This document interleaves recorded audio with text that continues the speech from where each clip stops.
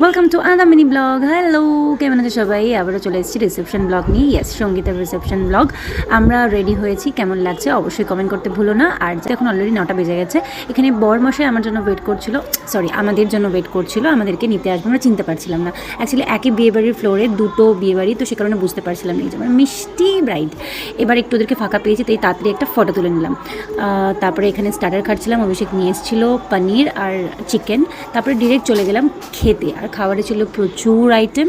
অবশ্যই আমি সব আইটেম খাইনি, পাতুরি নিয়েছিলাম আর মাটন আর একটু পোলাও আর মাটনের কম্বিনেশনটা দারুণ ছিল, ওটাই আমি খেয়েছিলাম। আর এক পিস পাতুরি খেয়েছিলাম। এদিকে ছিল ভেজ আইটেম। সত্যি কথা বলতে এই ব্লগটা আমি বেশি বড় করতে পারিনি, বিকজ আমার অফিস ছিল আর আমি অফিস থেকে ডিরেক্ট এসেছিলাম।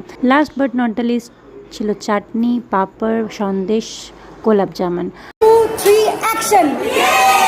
চলো দিয়ে শেষ করে বাড়ি ফেরার পালা আর ওয়েডিং ব্লগটা শেষ করার পালা। ভালো লাগলে লাইক, শেয়ার অ্যান্ড সাবস্ক্রাইব।